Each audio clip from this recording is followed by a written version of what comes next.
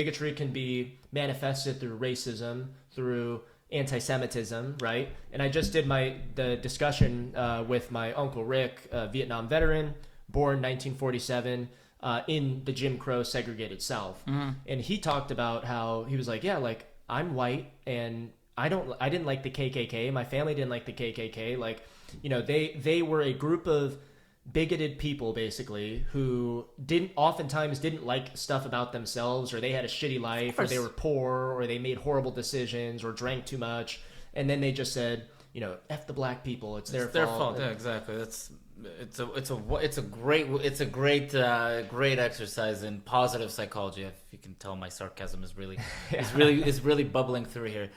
100%.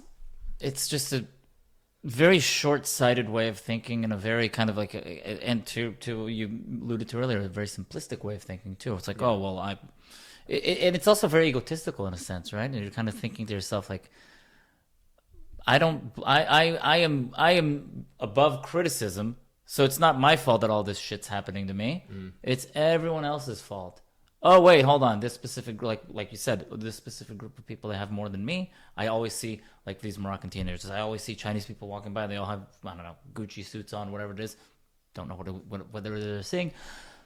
Then they all must be rich, and they must be taking my money, right? That's how that shit gets fueled. Way too simple, huh? Way too simple. Way too simplistic thinking. Yeah, and it's tribal because there's another resource that I recommend for everyone. His name is Jonathan Haidt. He's a social psychologist and wrote a very popular book that I reference a lot called The Coddling of the American Mind. Talks about how Gen Z, that's me, so sadly a lot of my peers, maybe that's why I see a lot of this, but a lot of folks born after 95 were babied a lot more than previous generations.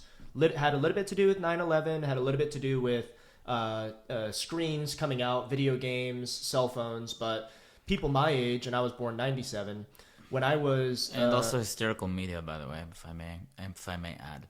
Oh, absolutely, yeah.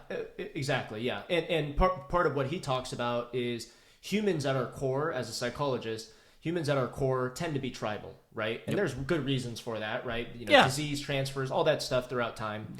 But people you can trust in your day-to-day going abouts. Exactly, yeah. And so he talks about our innate human nature is to be tribal. That's where the resentment comes in. That's where all that stuff. It's understandable. We should transcend that by sophistication and all that stuff.